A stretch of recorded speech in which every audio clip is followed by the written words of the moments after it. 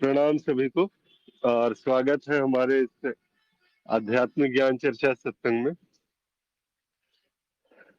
आज का जो विषय है वो विषय कार्यक्रम के हमारे जो है 5वें अध्याय, जो 5वां लेख था हमारा, वहां से ही लिया गया है। चित्त शुद्धि का ये विषय है और दूसरा जो विषय है वो भी परीक्षा के प्रश्नों में से ही कुछ था, उसी में थोड़ा क्वेश्चन के साथ में यहाँ पर उपलब्ध है। पहला जो है, ज्ञान मार्ग में चित्त शुद्धि का क्या महत्व है। ये जो चित्त की शुद्ध बात की जाती है कि बिना इसके जो है वो ऐसा लगता है कि वो बातें जो है वो बस जो है कोरी कल्पना मात्र है। जो कुछ भी कहा जा रहा है ज्ञान के विषय में, जो अज्ञान राज के संदर्भ में जितनी भी बातें बताई जाती है, नेति नेति से लेके सारी की सारी बात, वो ऐसा लगता है कि कुछ बस कह दिया गया और हमने सुन लिया। परिभाषा जो है एक बौद्धिक समझ की तरह से जो है वो ज्ञान की सारी बातों को ले लिया जाता है।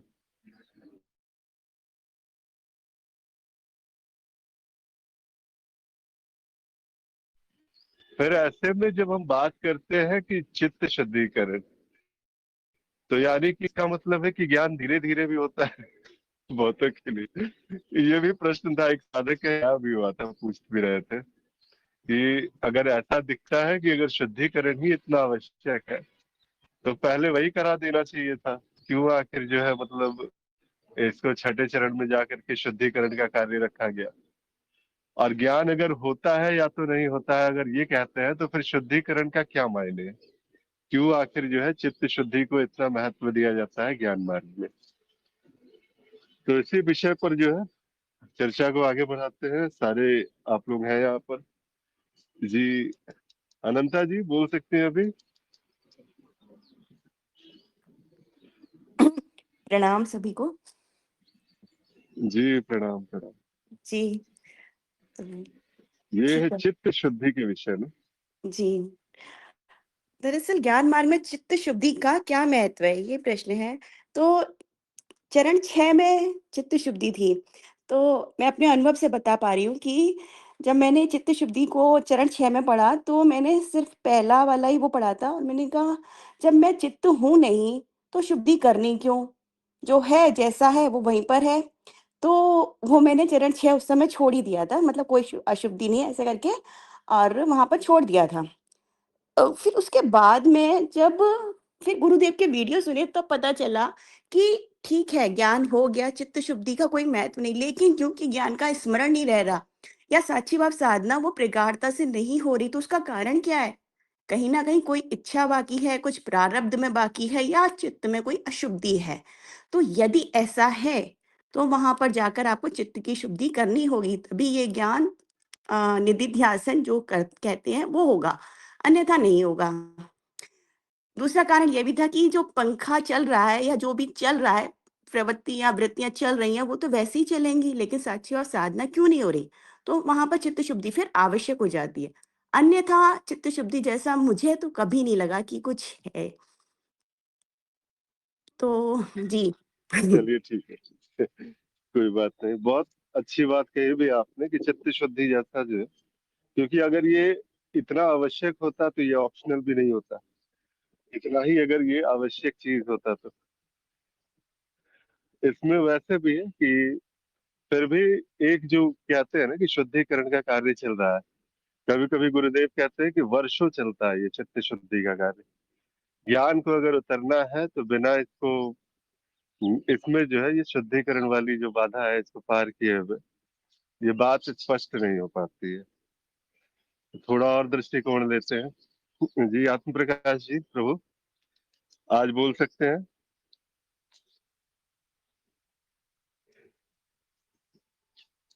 लगता है आज भी व्यस्त चल रहे हैं। ठीक है कोई बात नहीं। जी हिमांशु जी, आज का जो विषय चित्त शुद्धि को लेके। प्रणाम जी। प्रणाम सभी को। आज संक्षिप्त में ही अपने विचार रखूंगा। ठीक है कोई बात नहीं। प्रयास करूंगा कि संक्षिप्त में रखूं। चित्त शुद्धि का क्या महत्व है? चित्त शुद्धि, देखिए तो इसका थोड़ा सा इस प्रकार है कंसेप्ट कि ज्ञान होना, ज्ञान होता है, एक क्षण नहीं लगता उसमें। मूल ज्ञान छोटा सा है। अब ये जो ज्ञान हुआ है, चाहे वो अप्रोक्ष अनुभव से हुआ है, उसका क्या उद्देश्य है? उसका जो ब्रह्म है, जो आत्मन है, वो तो कभी अशुद्ध नहीं था। उसमें तो कभी अब अज्ञान नहीं हुआ था।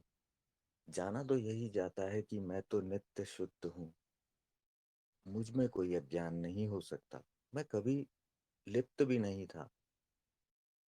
तो इस ज्ञान से क्या हुआ?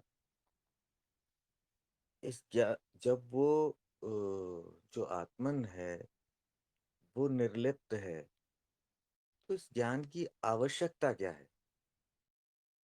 ये भी तो प्रश्न है। क्या आवश्यकता है फिर? यदि मैं ब्रह्म हूं,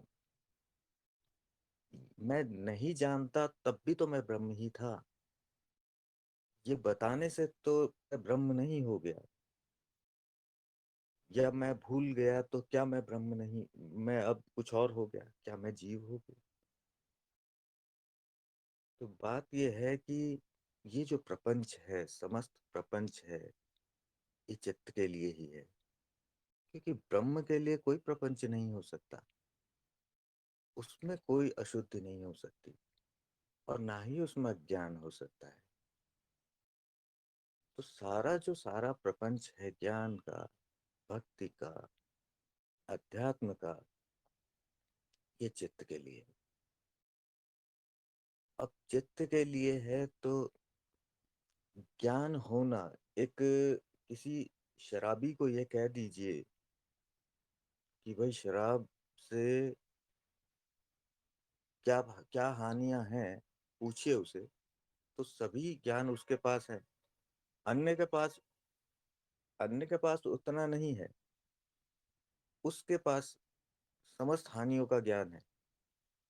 लेकिन क्यों फिर वो शराबी है? क्योंकि अशुद्धियां हैं।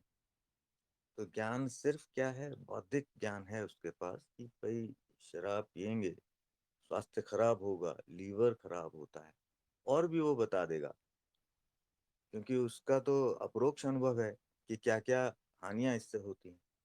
लेकिन फिर भी वो मुक्त क्यों नहीं है उससे? क्योंकि चित्त में वो वृत्तियां चल रही है। अब वो शराब की लत में पड़ा हुआ है। ऐसे ही जीव में, चित्त में ज्ञान है, लेकिन चित्त तो माया के पैर में पड़ा हुआ है। कारण क्या है? क्यों नहीं देख पाता वो सत्य?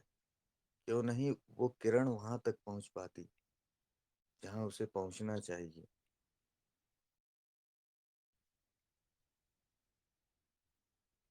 क्यों एक एक साधक देख पाता है और एक नहीं? क्यों इतनी भिन्नताएं हैं? क्योंकि संस्कार अलग अलग हैं। ज्ञान मार्ग पर ज्ञान सीधा दे दिया जाता है, इस आशा में, इस उम्मीद में कि ग्रहण कर लिया जाएगा, अप्रोक्ष अनुभव हो जाएगा, निधिध्यासन हो जाएगा, जीवन में उतर जाएगा। लेकिन क्योंकि संस्कार अलग अलग है, प्रत्येक चित्त अपनी यात्रा पर है, तो वहां अलग अलग अशुद्धियां हैं। तो वो अशुद्धियों के कारण जो जन्मों जन्मों की अशुद्धि, वो संस्कार मोटी परत बन चुके हैं। बाहर 100 सूर्य भी जल जाए तब भी प्रकाश की एक किरण अंदर नहीं जाती। कठोर हो चुके हैं चट्टान की तरह वो परतें। उनको तोड़ना आवश्यक है। उनको तोड़ने के लिए शुद्धिकरण आवश्यक है। और शुद्धिकरण प्रत्येक आध्यात्मिक मार्ग प्रत्येक शिक्षा की शुद्धिकरण है, ये शुद्धि ही कर रही है। जैसे जैसे ज्ञान बढ़ता है, शुद्धि होती जाती है, परतें गिरती जाती हैं। चित्त में जो अज्ञान की परत दर परत पड़ी है, ये सब गलती जाती है, जलती जाती है, खत्म होती जाती है। यही शुद्धिकरण। अब ये कहना कि शुद्धि हो गई तो क्या पुनः अशुद्धि नहीं होगी? तो अवश्य होगी। जिस प्रकार ये शुद्धिकरण क्यों पुनः पुनः आवश्यक है, ये देखा जा सकता है। यदि आज मैंने स्नान कर लिया, मिट्टी लगी थी, मिट्टी हट गई और कार्य मेरा पुनः मिट्टी के साथ है, तो पुनः स्नान करना होगा। तो चित्त का जी ये तो माया में ही लिप्त है, माया ही है, तो पुनः पुनः अशुद्धियां होती हैं। तो शुद्धिकरण को हमने जीवन बना लिया है, वो जीवनचर्या है हमारी। क्या हम देख सकते हैं आध्यात्मिक शुद्धिकरण को छोड़ दें, संसार में देखें तो क्या हम प्रतिदिन शुद्धिकरण नहीं करते? करते हैं। शारीरिक शुद्धि, वैचारिक शुद्धि, हम सत्संगों में जाते हैं बौद्धिक शुद्धि के लिए, हम मंदिर में जाते हैं, पूजा स्थल पर जाते हैं आंतरिक शुद्धि के लिए। तो इस तरह से ये शुद्धिकरण आवश्यक है और ज्ञान मार्ग पर भी ऐसा ही होगा। पहले ज्ञान दिया जाएगा, यह क्योंकि कहते हैं ना कि वहां तो सबके लिए, गुरु के लिए सभी शिष्य बराबर हैं, लेकिन शिष्य की क्षमताएं तो अलग अलग। तो शिष्य की क्षमता के अनुसार वो ज्ञान हो पाता है और उन और गुरु की करुणा है कि वो शुद्धिकरण भी वहां करवाते हैं।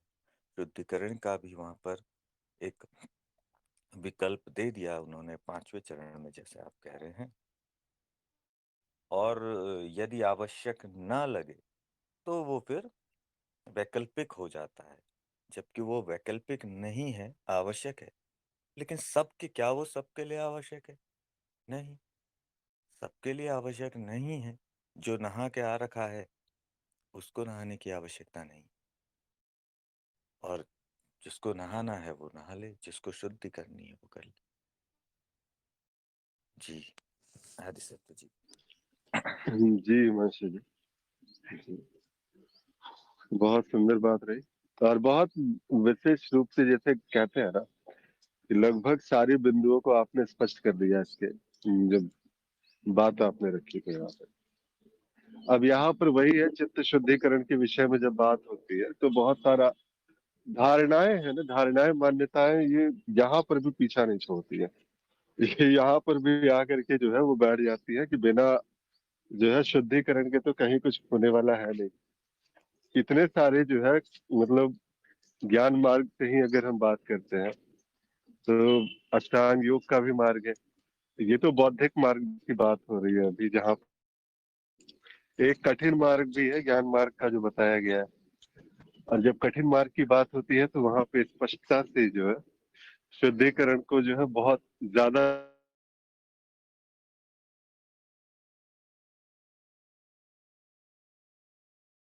और कहीं जो है इसको मान्यता देते हैं कि नहीं, शुद्धिकरण बहुत आवश्यक सा तत्व है, ये तो होना ही चाहिए। कहीं कहीं गुरुजन ऐसे भी हैं कि बस इतना कह देते हैं कि ठीक है ज्ञान ले लो, बाकी शुद्धिकरण का क्या है कि वो तो होता ही रहेगा। कुछ हद तक यहाँ पर इस प्रकार से भी गुरुजन है, इस प्रकार से भी बातें करते हैं। तो इसीलिए इसको जो है एक वैकल्पिक रखा भी गया कि बहुत सारे लोग हैं जिसको बहुत अगर आवश्यक है तो इसके लिए फिर शुद्धिकरण का एक अगला चैप्टर है, अगला कार्य है। और ये चैप्टर नहीं, ये तो पूरा का पूरा एक प्रयोग है जो यहाँ पे कराया भी जाता है कि वो चीज कराइए। क्या है जो वास्तव में शुद्धिकरण से परे की चीज है और जो परम शुद्ध है, बस जिसकी बात होती है कि जहां पर किसी प्रकार का जो शुद्धिकरण का कार्य जो है उसके लिए तो आवश्यक कभी रहा भी नहीं है। जो सदा से शुद्ध है।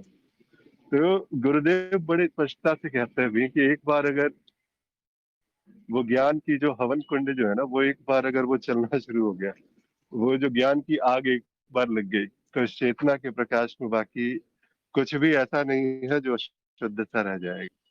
कुछ भी बाकी नहीं रहने वाला है। वो पूरी तरह से वो बाकी जो भी चीज था, जो रोके हुए है, इस चेतना के प्रकाश में वो वैसे भी सारा का सारा धुल जाता है।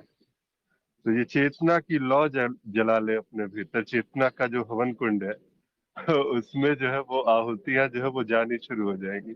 बस एक बार वो हवन कुंड तैयार हो जाए।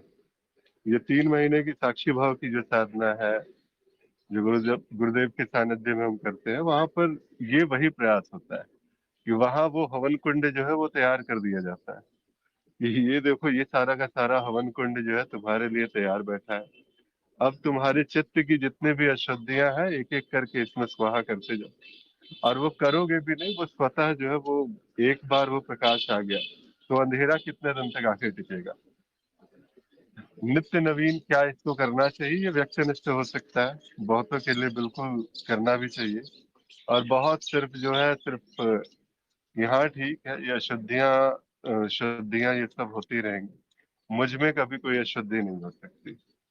और अपने ज्ञान में बस बने रह करके इसको बस आगे बढ़ा जा सकता है। तो इस प्रकार के भी लोग होते हैं। तो चित्त शुद्धिकरण का क्या महत्व है, ये गुरु निर्धारित करते हैं बहुत सारे मार्गों में। और ज्ञान मार्ग में भी गुरु जिस भी गुरु के सानिध्य में लोग चल रहे हैं, वो निर्धारित करते हैं। हमारे यहाँ जो हमारे गुरुदेव है, वो स्पष्टता से ये बात कहते हैं कि शुद्धिकरण ऑप्शनल है, और बस चेतना ज्ञान ले लो और शुद्धिकरण वो तो हो ही जाएगी।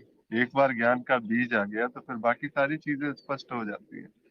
धीरे धीरे स्वतः जो है वो सारी जो दीवारें हैं, जो चित्त चित्त की परतें हैं, जो बार बार इसमें जन्म जन्मांतरों के जो संस्कारों से वो खड़ी हुई थी, वो सारी की सारी परतें खुद ब खुद जो है वो ध्वस्त होने लगती वहां पे।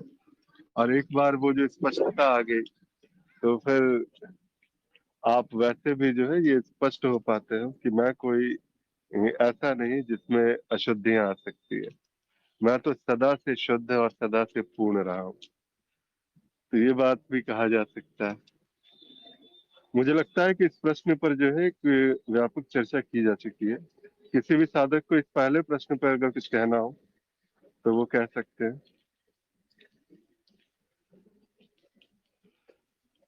ठीक है, तो फिर इस प्रश्न के जो है अब अगले अध्याय मतलब पार्ट पे चलते हैं।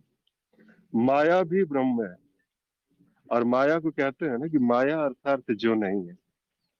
अब यहाँ पर ये बात जो है वो एक भ्रम भ्रम सा पैदा कर देती है कई लोगों के जो है पटल पे, कि माया को जब ब्रह्म कहा जाता है तो वो ये कैसे कहा जा रहा है, क्योंकि सारे अनुभव मिथ्या है ये कह करके वैसे ही जो है शुरुआत में ही नकार दिया जाता है। जो भी परिवर्तनशील है, जो भी सारे के सारे अनुभव है, ये वास्तव में मिथ्या ही तो है। और ये बस ऐसा है कि कुछ अ, वही रस्सी और सर्प वाली कहानी है। ये बस भाषित सा हो रहा है, वास्तव में है नहीं वहां पे कुछ भी। और जब कुछ है ही नहीं तो ये बार बार जो है जो नहीं है उसको भी ब्रह्म कह के उसको भी सत्ता दे देना, ये कहाँ से बात हो गई। ये परीक्षा के ही प्रश्नों में से था, एक प्रश्न था। और यहाँ पर हमारे जो कुछ साधक थे वो भी इस पर जो है थोड़ी स्पष्टीकरण भी चाह रहे थे कि इस पर थोड़ा स्पष्ट हो पाए कि कैसे जो है इसको समझा जा सकता है। जी कोई भी जी अनंता जी बोल सकती हैं क्या इस पे?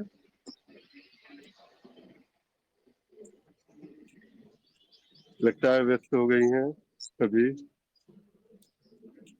जी आत्म प्रकाश जी प्रभु, अभी भी व्यस्त हैं आप? जी सभी को प्रणाम। जी प्रणाम आपको जी जी। माया भी ब्रह्म है। हम जैसा जानते हैं कि सब कुछ ब्रह्म ही है, तो फिर भी हम जो है कि माया में उलझे रहते हैं।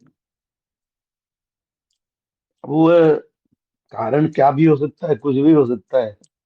हम वृत्ति बोल लीजिए, जीविका, उत्तरजीविता का साधन बोल लीजिए, जो भी है, लेकिन जो दिखता है उसमें ही उससे विश्वास नहीं टूटता है। जबकि हमें जो है स्पष्ट हो गया है कि सब ब्रह्म ही है, इसको भी स्वीकार ही करना है, और स्वीकार है भी। लेकिन माया माया शब्द पे जो है और अस्पष्टता जो है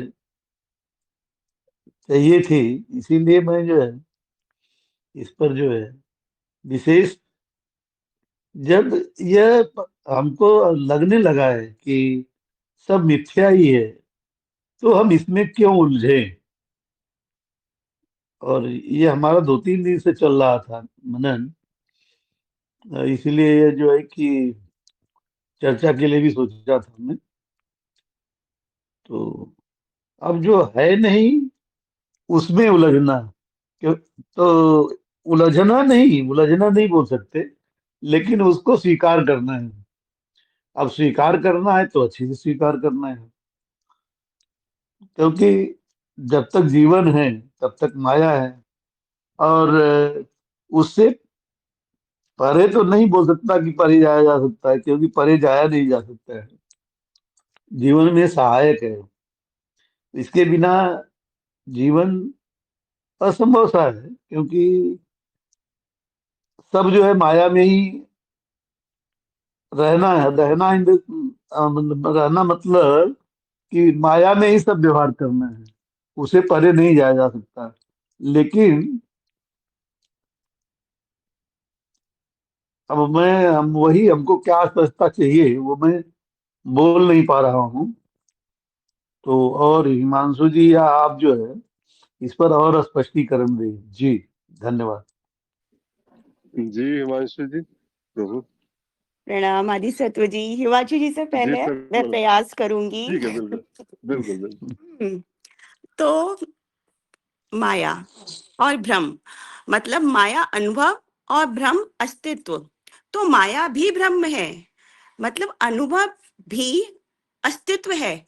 ऐसा कभी नहीं कहा गया। अस्तित्व वो जहां अनुभव और अनुभवकर्ता दोनों हैं। दरअसल यहाँ पर अद्वैत और द्वैत दोनों को मिला दिया है। माया भ्रम नहीं है। माया भ्रम पर आरोपित है, वो ब्रह्म ही है, मतलब अस्तित्व ही है, लेकिन वहां पर वो अनुभव करता भी है, उसको ना छोड़ा जाए।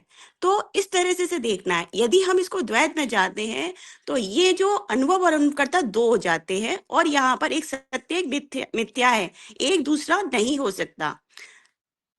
यद्यपि जो माया है या जो अनुभव है वो प्रतीति है और वो आरोपित है, वो है ही नहीं, वो सिर्फ चित्त द्वारा आरोपित है, वो दिख रहा है लेकिन है नहीं।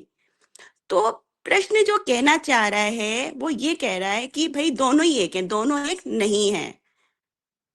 यदि दोनों को देख रहे हो तो दोनों को देख लो अलग अलग, एक सत्य एक मिथ्या है। और यदि एक ही दिख रहा है तो इसका मतलब है कि एक मिथ्या रूप है, एक सत्य, मतलब जैसे मैं शीशे में खुद को देख रही हूँ, तो क्या जो शीशे में दिखाई दे रही है प्रतिबिंब या इमेज, क्या वो मैं हूं? नहीं, वो मेरा मिथ्या रूप है। इस तरह से इसको समझा जा सकता है जो मैंने समझा था। और स्पष्टीकरण मुझे भी चाहिए, तो जी हिमांशु जी। यह तो अनंता जी, यह जो है सैद्धांतिक समझना नहीं समझना है भाई, ये तो सब सभी समझ गए हैं। लेकिन और हाँ। मतलब विशेष हाँ तो अध्ययन मैं, करना है इस हाँ, पर। प्रयास करना था जी तो जी प्रयास किया। जी जी। जी जी जी जी। ये समझ कौन रहा है? अब बात तो होती है ना कि माया को जब माया के विषय में कहते हैं, वो कहने वाला स्वयं माया है, जो कहता है कि अब माया में रहना है। तो इससे ऐसा प्रतीत होता है कि कोई सत्य है जो ये कह रहा है कि अब माया में रहना है। तो ये कहने वाला, ये सोचने वाला, ये माया को त्यागने वाला हम्म, ये ये तो ऐसा ही है कि बूंद कहे सागर से कि चलिए अब सागर में ही रहना है। तो बात वो है कि ये सोच समझ, बुद्धि, विचार, समस्त रचनाएं सभी माया है। तो प्रश्न है, माया भी ब्रह्म है? ये स्टेटमेंट है कि माया भी ब्रह्म है। ब्रह्म माया भी क्या कहलाए? फिर तो सभी कुछ है। माया भी ब्रह्म है, ये भी ब्रह्म है, सब कुछ ब्रह्म है। ब्रह्म के अतिरिक्त कुछ नहीं है, सभी कुछ ब्रह्म है। उस ब्रह्म में होना भी है और होने का अभाव भी है। जब हम कहते हैं कि ये नहीं है, वो नहीं होना उसका होने का भी प्रमाण है। यदि मैं कहता हूं कि यहाँ पर सफेद है, तो सफेद है तो काले होने का भी प्रमाण है, क्योंकि कहना पड़ रहा है। क्यों कहना पड़ रहा है? का अर्थ है कि काला भी कहीं पर उसका अस्तित्व है। यदि मैं कहता हूं कि मिथ्या है, तो मिथ्या है तो सत्य का भी अस्तित्व है। कुछ तो है। क्यों हम माया को मिथ्या कह रहे हैं? क्यों कहना पड़ रहा है? ये बात इस बात को सिद्ध करता है कि जितना हम माया को मिथ्या कहेंगे, उतनी ही माया सत्य प्रतीत होगी। कहना पड़ रहा है। और कह कौन रहा है? ये प्रपंच देख रहे हैं, ये माया का प्रपंच स्वयं को ही मिथ्या कह रहा है, क्योंकि कहने वाला माया है। ये सब खेल माया का ही है, माया ही है। दिख भी माया रही है, देख भी माया है, सब कुछ तो माया है। अब उसको छोड़ना और इस तरह से यदि विचार होता है, तो वहां पर स्वयं को उससे अलग जाना गया है। तो यदि यह विचार आत्मज्ञान से आया है, तो वो तो उस माया में कभी लिप्त है ही नहीं। वो क्या छोड़ेगा जो कभी लिप्त नहीं हुआ? और जो लिप्त है वो माया ही है, वो कभी छूट नहीं पाएगा, वो कभी नहीं छूट पाएगा। जो नहीं है वो ब्रह्म कैसे है? तो यही मैं कह रहा हूं, जो इसका प्रश्न है कि नहीं होना, ये कौन कहता है कि नहीं है? ब्रह्म तो नहीं कहता। ब्रह्म तो नहीं कहता कि माया नहीं है। ये कौन कहता है कि माया कौन सी चीज है, कौन सी चीज नहीं है? ये कौन कह रहा है? ये बुद्धि कह रही है। किस आधार पर कह रही है? अप्रोक्ष अनुभव के आधार पर, तर्क तर्क के आधार पर, शास्त्रों के आधार पर। तो कहने वाला कौन है? ये तो माया है स्वयं। वो कैसे, कौन कह रहा है, कौन स्थापित कर रहा है कि नहीं है? क्या ब्रह्म स्थापित कर रहा है? ब्रह्म तो कुछ स्थापित नहीं करता। ब्रह्म तो सब कुछ है। सब कुछ यानी अस्तित्व। अस्तित्व तो नहीं कहता। तो ये इस तरह से कहा जा सकता है। एक चीज है जो समझने की है, ये कि जो ये सोच रहा है और जो ये समझ रहा है कि अब माया छूटेगी, माया छूटेगी नहीं। कौन छोड़ेगा माया को? क्या ये वो वो व्यक्ति, वो जीव जो सोच रहा है, या वो चित्त कि मैं माया से छूटकर सत्य स्वरूप में स्थापित हो जाऊंगा? हाँ, इस प्रकार के भी शब्द होते हैं। वो तो अपने सत्य स्वरूप में स्थापित है। कौन? वो कौन जो पहले से ही सत्य था, अर्थात अनुभव करता आत्मन, वो स्थापित है। तो ये जो हमारे शब्द हैं, जब हम इन्हें कहते हैं, तो यही यही इनका उत्तर होते हैं। इन्हीं की गहराई में जाया जाए तो ये अपने आप को ही अपनी ही बाढ़ गिरा देते हैं। इतना ही कहा जा सकता है, बाकी कुछ और हो तो बताइएगा। जी आत्म प्रकाश जी, पूछिए, कुछ पूछना है अभी तो इनकी बात पे।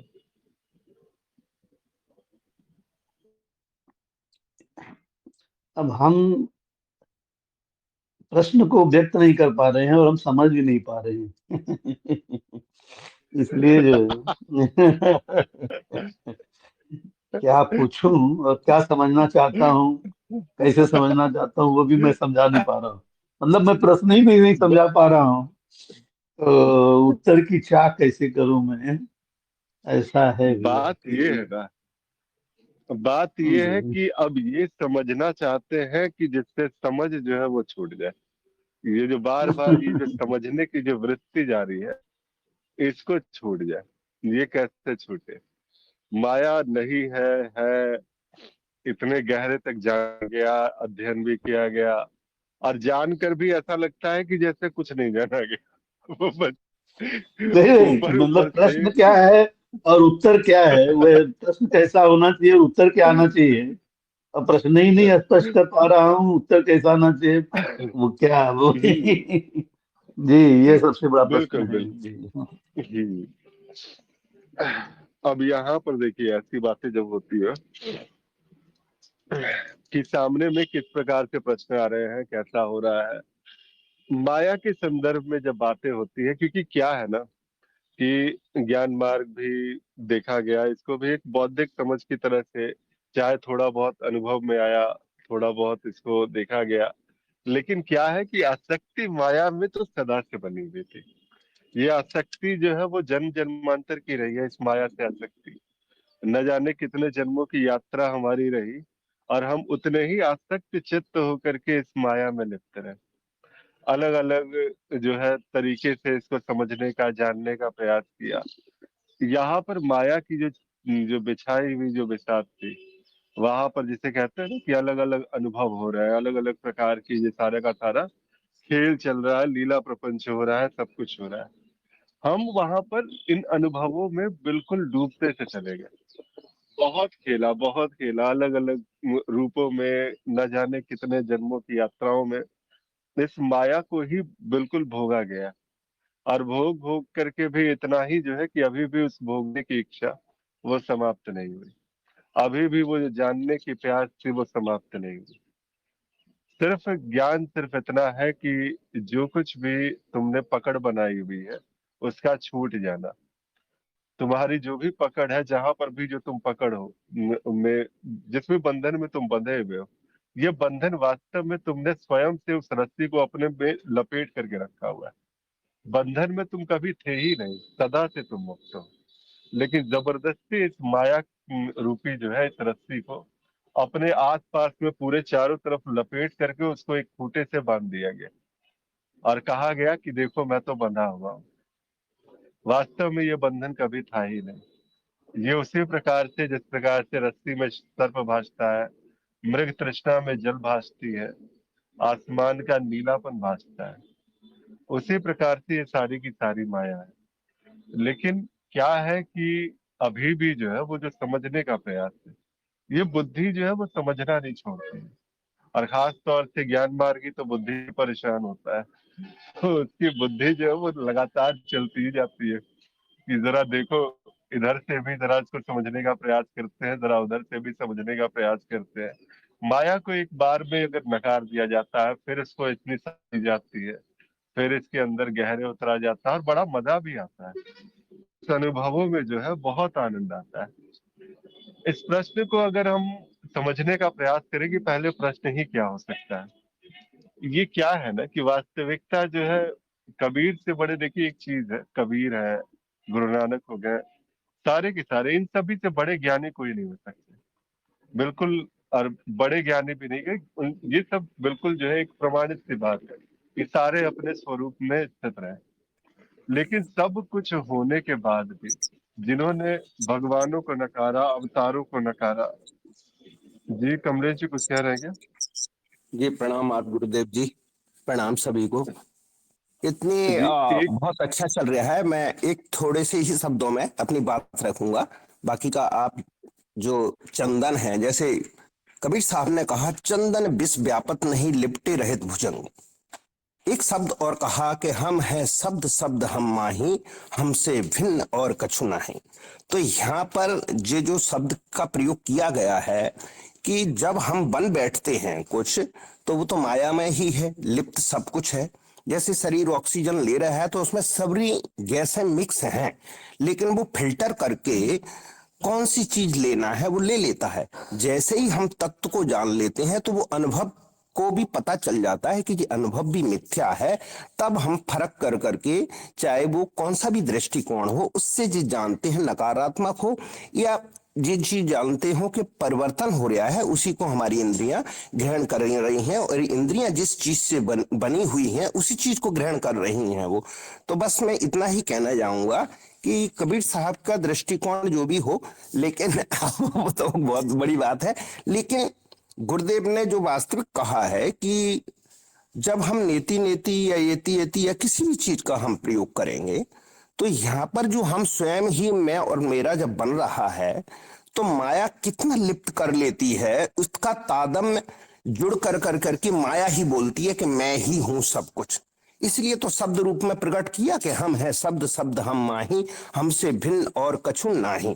अब शब्द प्रकट हो गया तो शब्द वहीं से जो स्रोत से प्रकट हो रहा है, तो उसको जब विलीन कर दोगे तभी तो कुछ नहीं दिखेगा, तब है। इसलिए वो चंदन विष व्यापत नहीं लिपटे रहित भुजंग। जब आपका तत्व का पता चल जाएगा, फिर कुछ भी लिपटा रहे, फिर भी माया भी बनी रहे साथ में, या लिपटे रहे या तादम में भी जुड़ा रहे, कुछ भी होता रहे, तो वहां पर स्पष्टता एक तरीके से, अब वो स्पष्टता किसको दिखेगी, ये देखने वाला भी वहां पर फिर कोई बना रहेगा। तो बस ये ही विचार कुछ आ रहा था। वो आपने बात कही कबीर और नानक साहब की, इसलिए कुछ विचार आ गया था। बाकी का तो आप बहुत ही, अब क्या कह सकते हैं, जहां आदि है वहां अंत भी है किसी चीज का, इसलिए मैं कुछ ज्यादा बोल नहीं सकता, उसके बीच का हूं, बीच में फंसा हुआ हूं। मैं सोच रहा हूं कि चरणों में पढ़ा रहूं और उस पर से निकल जाए तो पता चल जाएगा कि हाँ भाई क्या चीज है। जी प्रणाम जी सभी को। जी अभी हम यहाँ पर जो है ना वो प्रश्न को समझने का प्रयास कर रहे थे कि जो प्रश्न है वो आखिर समझ जो है, प्रश्न की समझ क्योंकि स्पष्ट होगी तभी शायद उसके जो है वो उस पर एक उसमें जो छिपा हुआ ज्ञान है उस पर प्रहार हो सकेगा। तो प्रश्न क्या हो सकता है कि क्यों ये बार बार ये माया सब कुछ जो है वो ना होते हुए भी इतने सुंदर तरीके से बात रही है कि इसमें से निकलने का मन नहीं करता है, इसमें से जो है वो बाहर आने का। और सब कुछ है, स्पष्टता है कि नहीं है, बिल्कुल पता हो चुका है, ऐसी नहीं है कि बात बस साफ दिख रही है, वो कुछ हद तक प्रमाणित भी हुई है कुछ हद तक। और माया के विषय में जो जिज्ञासा रही उसको भी जान लिया गया, अंदर तक उतर करके इसको समझा गया। लेकिन फिर भी जो है अभी तक वो जो प्यास है, वो जो बात है वो अभी तक वो छूटी नहीं, वो बात अभी तक बनी नहीं। क्या है ना कि जैसे हम अक्सर जो है वो जो सुख जिसकी बात होती है कि कहीं ना कहीं कुछ ना कुछ जो सांसारिक जो एकाकीपन आ रहा था, संसार में जो जिज्ञासा पैदा हुई, अंदर में वो जिज्ञासा, वो सारी की सारी बातें किसी न किसी जो है एक प्रकार से इसको एक दुख भी कहा जा सकता है। दुख हालांकि इसको नहीं कहते हैं, जिज्ञासा कह देते हैं, शब्द इसका जिज्ञासा का ही है। लेकिन कभी कभी ये जिज्ञासा इतनी ज्यादा बढ़ जाती है और वो जिज्ञासा जब शांत नहीं होती है तो वो किसी न किसी प्रकार के दुखों का कारण बन जाती है। सब कुछ हुआ, बहुत बड़े संतों के साथ में हर चीज उन्होंने बिल्कुल देख लिया, जान लिया, समझ लिया, और उस समझ से वो मुक्त भी हो गए। लेकिन अंततः गत्वा जो है उन्होंने भी जो है जो एक मार्ग चुना, जिसमें कहते हैं ना कि एक सुमिरन का मार्ग, कहीं ना कहीं वो सुमिरन जारी रहा, कहीं ना कहीं वो बात रही, वो जो अंततः गत्वा जो है कि ज्ञानी है, सब कुछ है। बहुत सारे ज्ञानियों को भी पाया गया कि अंत अंत जो विश्राम उन्होंने लिया वो कहीं ना कहीं जाकर के भक्ति में ऐसा दिखता है कि विश्राम ले लेते हैं, कहीं जाकर के मतलब अलग अलग जो है प्रकार से इन्होंने मार्ग चुने और अंततः जो है वहां पर विश्राम पाया गया। ये मन जो है ना, ये मन क्या है कि सब कुछ होने के बाद भी, ये जिज्ञासा शांत होने के बाद भी एक बार जो है वो ऊपरी जो है बात वहां तक पहुंचने के बाद भी ये सुखों की तलाश करता रहता है। कभी किसी गुरु चरणों का सानिध्य मिलता है, कभी किसी गुरु की कृपा होती है, तो कोई मन जो है उस गुरु के सानिध्य में लगा देता है कि सब कुछ स्पष्ट हो गया, भी उस गुरु कृपा के पास में मैं बना रहूं।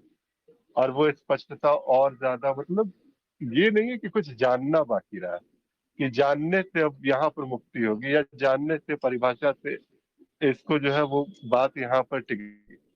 यह परिभाषा से परे की बात जा चुकी है, किसी भी परिभाषाओं वाली बात नहीं है। ये जो प्रश्न है ये परिभाषाओं को जानने की इच्छा नहीं है। यहाँ पर माया बिल्कुल स्पष्ट है कि जो नहीं है वो माया है, और ये बिल्कुल उस जी रस्सी सर्प की ही जी तरह। आप सत्य जी, जी आप सही पकड़ जी रहे हैं। जी जी बोलिए। जी। जी तो परिभाषाओं की बात बात वही नहीं है रही प्रभु। अभी। हाँ, जी ये परिभाषाओं की बात नहीं है यहाँ पर जी कि रस्सी सर्प है या फिर जी किसी जी प्रकार से आसमान नीला है या फिर ये है वो है। वो स्पष्ट है, इतना तो देख ही चुका है कि सारा का सारा मिथ्या में मिथ्या का खेल चल रहा है, माया में माया का खेल चल रहा है, और हम सभी के सभी जो है इसी में उलझे हुए चले जा रहे हैं।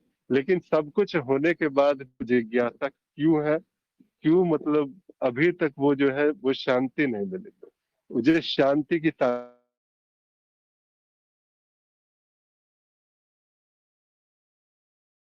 सभी कहते हैं वो शांति जो है वो स्वयं के भीतर उतर करके ही मिलेगी। जो परम शांत है उससे जुड़ करके ही वो शांति प्राप्त होगी।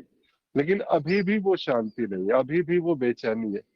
कभी कभी हम इसको अशुद्धियों का नाम दे देते हैं कि अशुद्धियां हैं तो शायद इसीलिए चित्त शांत सा होगा।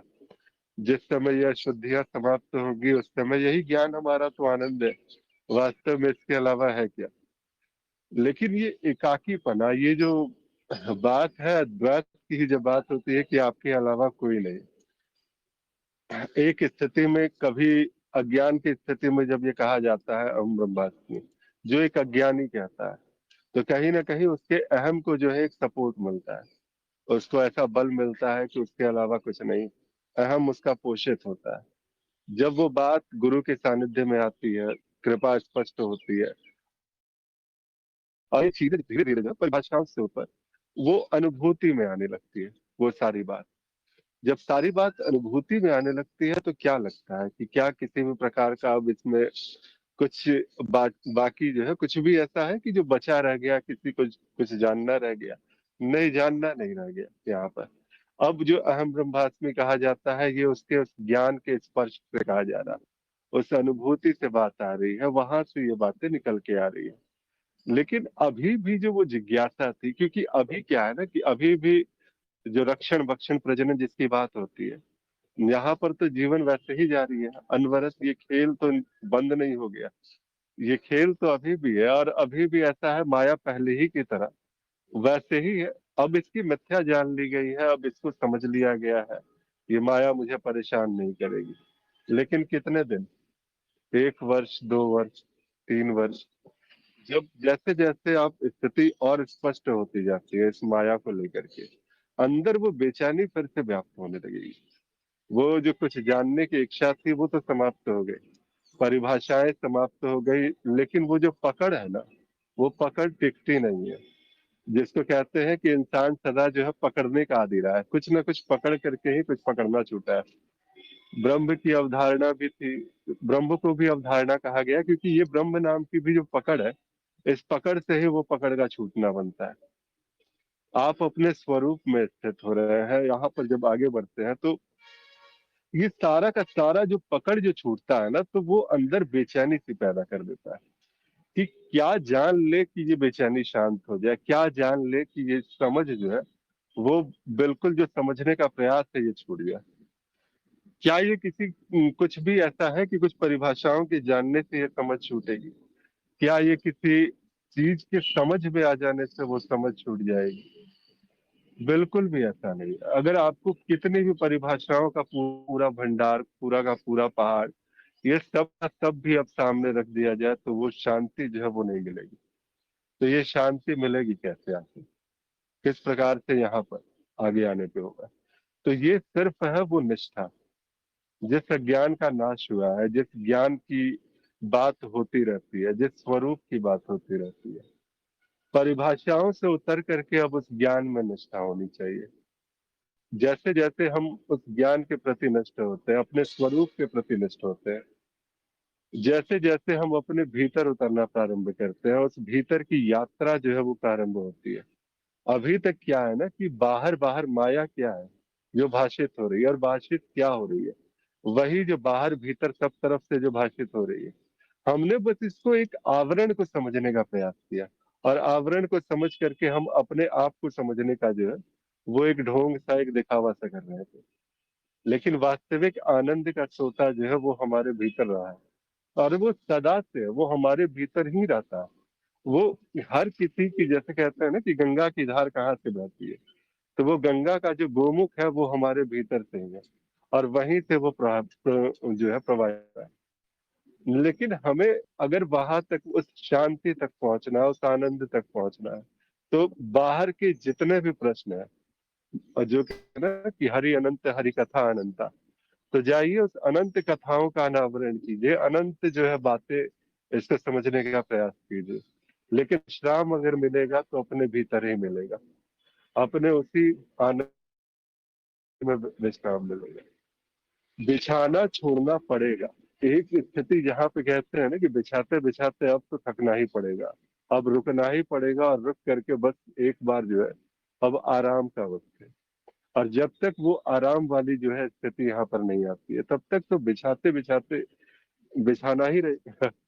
तो इसीलिए वहां तक अगर उतरना है, उसमें परिभाषाओं से ऊपर जाना है, तो उसके लिए परिभाषाओं का जो उलझन है, कुछ जानने की जो है, जो समझ की जो बात थी यहाँ पर, उससे हट करके अब अपने भीतर उतरना पड़ेगा, शांत होना होगा, थोड़ी देर की स्थान पर टिक करके। मतलब स्थान कहने का मतलब है कि वो जो आपकी जो अंतर जगत जिसकी बात होती है, वहां पर टिक करके, और एक बार अपने भीतर से वही हर बार कि क्या वो जो जिज्ञासा थी, क्या वो जो जानने की प्यास थी, क्या अभी भी कोई प्यास दिखती है। सब कुछ है, सारे के सारे अनुभव है, लेकिन है तो अनुभव ही ना। कितना ही जान लिया जाएगा, कितना ही भोग लिया जाएगा। जब एक बार हम अपने अंदर उतरते हैं और इस सोते के, इस आनंद की उस धारा में टिकते हैं, तो फिर वहां से जो कहा जाता है कि,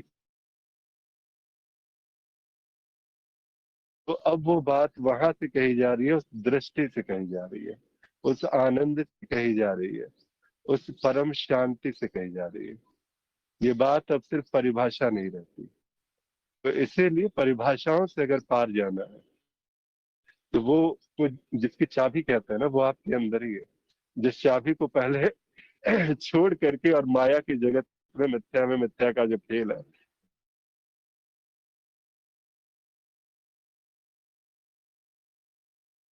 लगा के आगे बढ़ा गया था माया में खेलने के लिए, एक बार जब अंदर आएंगे तो ये बात स्पष्ट हो जाएगी। मुझे तो फिलहाल ऐसा ही लगता है प्रभु। अब आपका प्रश्न कैसा था ये तो आप जाने।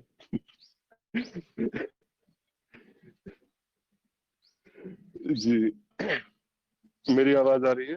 कुछ बोलना है किसी को? जी लगता तो कुछ ऐसा ही है। चली जा रही है। जी लगता तो जी कुछ आप ऐसा ही है। जी जी आसत जी, लगता कुछ ऐसा है। बात यही है। अब देखिए, अब वो बात बनती कब है उसके ऊपर निर्भर है भैया। जी कुछ ये जो कब बनाने वाला चाहने की है भी, ना, जी कुछ चाहने की भी इच्छा नहीं है और कुछ चाहना भी है। अब वो क्या स्थिति है वो अब व्यक्त भी नहीं कर सकता मैं, इसलिए पहले ही बोला। जन्मों की मेरा बिगड़ी है, प्रश्न कहते हैं ना कि जन्मों की बिगड़ी है अब ही सुधरे आज, तो अब ही सुधरे आज, इसको जो है कल पे नहीं। जो कुछ भी है, एक थोड़ी है ना, बहुत हुआ, कितना बिछौना बिछाइएगा, हो गया, सब कुछ हुआ, कितना मार्ग पे जी चलते हुए इतने वर्षों में जो है ये प्यास शांत नहीं हुई, और ये आपको 2-4 महीने में ये प्यास शांत होगी क्या? नहीं होती है शांत। कितने भी है वो बार बार माया, कहते हैं ना कि हरि अनंत हरि कथा अनंता, जाइए अनंत कथाएं हैं, वो अनंत कथाओं में वो बांधेगी कि आइए आप इधर भी आइए, इधर भी आइए, इसको भी जान ले, उसको भी जान ले। माया को जानने का प्रयास कीजिएगा, माया दूर भागेगी। लेकिन जिस समय आप स्वयं मायापति हो जाते हैं, जिस समय आप, वो जो बात होती है जो आनंद की बात, जब आप वहां टिक जाते हैं तो ये माया सारे रहस्य आपके सामने खोलना प्रारंभ करती है। तो यही है नियम, ये मूल नियमों में से एक नियम, जितने भी नियम आपने पढ़े होंगे इससे सबसे जो आधारभूत नियम है, जो ज्ञान का नियम कहा जा सकता है, कि जिस समय आप अपने स्वरूप में स्थित होते हैं, माया सारे के सारे प्रपंच से यह सब कुछ बताती है, दिखाती है, और बस आपको किसी प्रकार से जो है वो लिप्त कराने का प्रयास करती है। जैसे ही ये बात होती है तो माया स्वयं अपने सारे रहस्य उजागर करेगी। चिंता काहे करते हैं प्रभु, वो तो आनी ही जी। आनी है। जी प्रभु, धन्यवाद, बहुत बहुत धन्यवाद आशुतोष जी, बहुत बहुत धन्यवाद।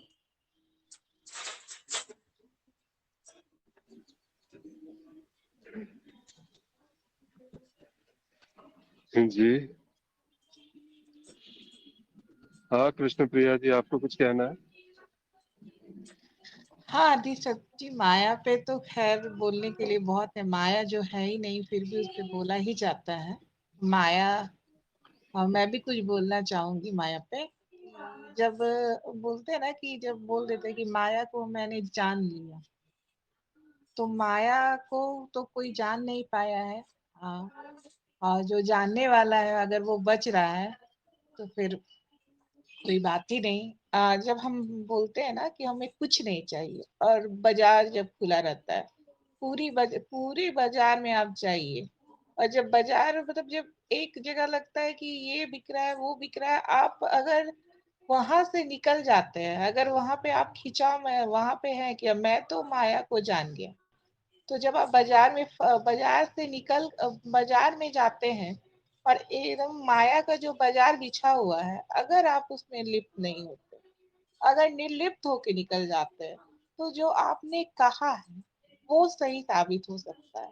मगर अगर बस कहने के लिए कह दिया है कि मैं माया से कोई मतलब नहीं रह गया, बस मैं माया से निर्लिप्त हो गया हूँ, मैं तो ब्रह्म हूँ, तो ब्रह्म कभी कहीं नहीं फंसता है। तो वही है कि माया का तो बाजार खुला हुआ है, आप माया के बाजार में कहाँ तक फंस रहे हैं वो आप पे निर्भर करता है। बहुत लोग हैं कि बोलने के लिए तो बोल देते हैं कि मुझे कोई इच्छा नहीं है, कोई भी इच्छा नहीं बची है, सब खत्म हो चुका है। पर जहां माया का बाजार खुलता है ना, वहां लोग लिप्त हो जाते हैं। और लिप्त होने के बाद ना फिर लिप्त हो जाते हैं। और निर्लिप्त होना, वो तो अभी भी मैं बोल रही हूँ कि मैं जहाँ मैं खड़ा हो जाता है, जहाँ जीव खड़ा हो जाता है ना कि मैं ब्रह्म को जान गई, मैं वहां जहाँ खड़ा हो गया वही ब्रह्म। ब्रह्म तो सभी में है, ब्रह्म हर वस्तु में है, मगर माया जो है ना, माया जल्दी छोड़ती नहीं है किसी को, माया पकड़ के रहती है। इतने जन्मों का हम लोगों का सफर है, पता नहीं कितने जन्म लिए हमने, कितने जन्मों का सफर है, मगर माया किसी को नहीं छोड़ती। मैं भी कभी कभी बोलती हूँ कि मैंने छोड़ दिया, मगर जब बाजार खुलता है ना तो अभी भी लिप्त हो जाती है। मेरा पर्सनल अनुभव है कि अभी भी लिप्त हो जाती है, इतना भी हो जाए। तो मेरा तो इतना ही सभी लिप्त मनन है। होते, सभी हर रोज लिप्त होते हैं, हर रोज वहां से बाहर निकलते हैं। तो तो ऐसा नहीं है कि कोई आप ही जाए। लिप्त होना और निर्लिप्त होना, लिप्त हो के भी निर्लिप्त होना, यहाँ पे बात ये है ना, सबसे बड़ा मिथ्या है। जो ठीक है, सबसे बड़ा मिथ्या है। हाँ, मेरा मनन आदि यही है। सत्य जी, और भी कोई साधक एक अभी एक इस प्रश्न बात पे है, कुछ एक कहना? प्रश्न है। आदि सत्य जी, एक प्रश्न है। हाँ कहिए ना तुम। प्रश्न है कि क्या मैं माया में लिप्त हो सकता हूँ? इसका उत्तर जानना चाहते हैं।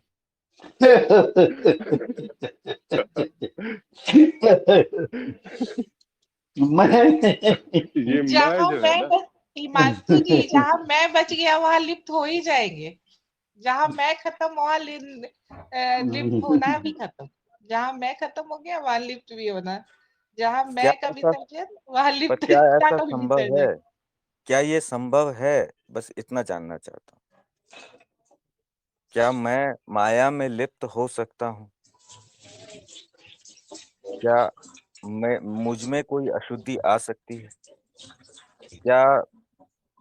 माया है वही माया में लिप्त हो सकता है, हाँ, तो और वही ये माया में प्रश्न है। लिप्त रहता भी। हम्म। या मैं सीधी सी कभी बात। लिप्त हो जाता हूँ, कभी नहीं लिप्त होता हूँ, कभी छूट जाता हूँ। हाँ? हिमांशु जी। ये प्रश्न है। बिल्कुल वेरी जल्दी। बिल्कुल। जी। तो ये जो मैं है ना, जो लिप्त है वो स्वयं और माया है, इस वो कैसे छूटेगा? बिल्कुल वो उसको कहाँ छुड़ाने की बात कर रहे हैं आप? वो उसकी लगता है, ऐसा मिथ्या देखी प्रतीत जाती होता है, बुद्धि कहती है, वो ही कहता है, वो माया ही कहती है कि तू शांत हो गया, अभी तो माया नहीं है। ये किसका प्रपंच है? ये प्रपंच दिख रहा है आपको? ये खेल कौन कर रहा है? ये चित्त खेल रहा है आपके साथ। बिल्कुल। तो इससे छूटने का प्रयास कौन कर रहा है? वो स्वयं माया है। जो स्वयं पानी से बनी बूंद है, वो पानी से अलग कैसे हो जाएगी? और वो प्रयास कर रही, और जो अलग है वो अलग ही है, वो कभी लिप्त था ही नहीं, यही तो जाना है। और ना ही उसको समझने का प्रयास तो खत्म है फिर, कि कैसे छूट जाऊं, वो तो छूटा हुआ है। ये सारी वो व्यर्थता दिखती है इसमें फिर। तो ये थोड़ा सा मनन इसमें आवश्यक है। जी। आदिश जी, जी कहिए। एक छोटी सी जिज्ञासा मेरी भी है कि लिप्तता और स्वीकार्यता, इन दोनों को कैसे देखें? या तो सब कुछ स्वीकार कर लें, कहा जाता है ना, स्वीकार करते जाइए, माया में कुछ भी चुनाव नहीं, रहित रहना जिसे कहते हैं। तो लिप्तता, और इस पे थोड़ा सा बता दीजिए, थोड़ा सा मुझे ज्ञान चाहिए, मतलब इस दृष्टि डालिए प्लीज, कि लिप्तता और स्वीकार भाव, इन दोनों को कैसे करें अलग अलग, या क्या यहाँ जो इसमें? फसाव जितने भी है वही, स्वीकार है कुछ अस्वीकार है, निष्कर्षों से रहित होता है। यहाँ पर जब बात होती है उस जो धारा की जब बात होती है, उस मैं की बात होती है। अगर मैं किसी भी प्रकार के निष्कर्ष से बंधा हुआ है कि मैं स्वीकारने पर मैं जो है वो सारी की सारी माया जो है मेरे सामने प्रकट है, मेरे करने से ये माया यहाँ से चली जाएगी, मैं जो है वो किसी भी प्रकार से ये अगर स्वीकृति दे दे रहा है किसी भी चीज के लिए, तो यहाँ पर भी वो अहम है। अगर वो अस्वीकार करने की स्थिति में है तो यहाँ पर भी वो अहम है। मैं अगर लिप्त जिसकी बात होती है कि मैं निर्लिप्त हूँ या मैं लिप्त हूँ, अगर इसकी बात होती है तो यहाँ पर भी फिर वही जो है जो लिप्त होने वाला है, जो निर्लिप्त होकर के अपने आप को घोषित कर रहा है, दोनों यहाँ पर वही मैं जो है वो बचा हुआ है। लेकिन जब ये सारा का सारा जब बात होती है कि शांति की, आनंद की जब बात होती है, तो क्या किसी निर्लिप्तता से शांति आ सकती है? क्या स्वीकार्यता से शांति आ सकती है? क्या या कुछ ऐसा है कि जिसको अस्वीकार करने से वो मेरे सामने से जो अशांति जो पैदा कर रही थी वो नष्ट हो जाएगी? अगर इस प्रकार की बात है तो बिल्कुल भी वैसी बात नहीं। यहाँ पर ये स्वीकार अस्वीकार, लिप्तता निर्लिप्तता से अलग, जब स्पष्टता जब है, जब वो उस बोध की बात होती है, तो अभी इसी वक्त है वो चीज, अभी इसी वक्त वो साक्षी जिसकी बात होती है कि वो अभी इसी वक्त है, वो तो कभी आपसे दूर हुआ नहीं। क्या उसने कभी कुछ स्वीकारा है? क्या उसने कभी कुछ जो है, यहाँ पर माया को स्वीकारने से ये माया जो है यहाँ परिभाषित नहीं है। ये सारा का सारा एक बस है जिसको बस कहते हैं ना, इसमें स्वीकृति, क्योंकि यहाँ पर कोई निष्कर्ष नहीं है किसी प्रकार से, इसमें जो है वो डूब करके एक साइड लेने वाली बात नहीं है कि मैं लिप्त जो है अब वहां पर से, क्योंकि अगर मैं लिप्त हो गया तो मैं निर्लिप्त भी हो पाऊंगा। अगर मेरे स्वीकारने से वो चीज हो गई तो मेरे अस्वीकारने से भी गायब हो जाएगी। बिल्कुल भी ऐसा नहीं। माया अनवरत जारी, वो इसी प्रकार से, इसी तरीके से ये खेल जो है, ये खेल तो अनवरत चलता ही रहेगा। जैसा प्रारंभ में भी था, जिस समय हम जन्म लेकर के, जैसे कहते हैं ना कि टिकट लेकर के इस खेल को देखने के लिए, तो ये खेल तो अनवरत जारी है। हमने टिकट लिया और टिकट लेकर के यहाँ पर इस रूप में, जो इस प्रकार की जो अभिव्यक्तियां हो रही है, जो आदि सत्व के रूप में हो रही है, जो अलग अलग नामों से हो रही है अभिव्यक्तियां, तो वो इस रूप का एक टिकट लिया गया है। अब उसका बस खेल का इसका आनंद लिया जाए। अब ये आनंद लेने वाला भी फिर कहा जाएगा कि ये आनंद लेने वाला कौन है यहाँ पर। तो ये आनंद लेने वाली जो बात होती है, इसका मतलब है कि बस साक्षी है और ये सारा का सारा खेल चल रहा है। इसमें कहीं ना स्वीकार्यता वाली बात है, न कहीं लिप्तता की बात है, न कहीं निर्लिप्तता की बात है। माया का बाजार लगा हुआ है। अब इससे बाहर निकल कैसे सकते हैं? तो ये देखिए, दुकान है, बहुत सारे चित्र ऐसे हैं जो दुकान दर दुकान जाएंगे। हर दुकान की जो है, किसी न किसी दुकान की वस्तु पसंद आएगी। कुछ ऐसे इंट्रोवर्ट टाइप के भी होते हैं जो सर झुका करके निकल जाते हैं। ये भी बात होती है। तो चित्त चित्त की बात है। बहुत मन भर गया है, संस्कार उसके अंदर इस प्रकार से आ चुके हैं कि अब यहाँ पर कुछ जानने की जो है वो बात यहाँ पर अब रही नहीं है। तो इसलिए अगर देखा जाए तो आदित्य जी, जी, जैसे कि हम लोग ना माया सब कुछ जान के भी अगर हम लोग निकल जाते हैं और सिर्फ साक्षी है, होना मात्र हो जाता है, तो अब तो कोई नहीं बचता है ना, सिर्फ साक्षी ही बचता है जो दृष्टा है। सिर्फ सब देखिए एक चीज है, दृश्यों को देख देखिए एक लेते हैं चीज वो। है, जब हो जाते हैं, अभी वैसे हाँ, आपका चरण 4 चल रहा है, तो साक्षी भाव की साधना के दौरान ये जो चीज है, ये अक्सर ऐसा होता रहता है कि चीजें आती हैं जाती हैं। एक समय ऐसा लगेगा कि बिल्कुल ही निर्लिप्त हो गए हैं। एक समय तो ऐसा लगेगा कि अब संसार जो है, हम पूरी तरह से संसार में ही खो गए हैं, लिप्त हो गए हैं। लेकिन उस मैं का जब विश्लेषण किया जाए, जब उस मैं को ढूंढा जाए कि कौन ये कह रहा है कि अभी मैं लिप्त हो गया और अभी मैं निर्लिप्त हो गया, जब उस मैं की गहराई में जब उतरी जाती है बात, तब जाकर के वहां पर ये चीजें धीरे, ऐसा लगता है कि अभी भी कोई है जो प्रपंच करके, जो बौद्धिक रूप से जो समझ, जिसको हम कहते थे, वही बौद्धिक रूप से ही ये समझ जो है यहाँ पर पैदा हो गई है। जो पैदा होकर के स्वयं को ये कह रहा है कि अब यहाँ पर मैंने इस बात को जान लिया है।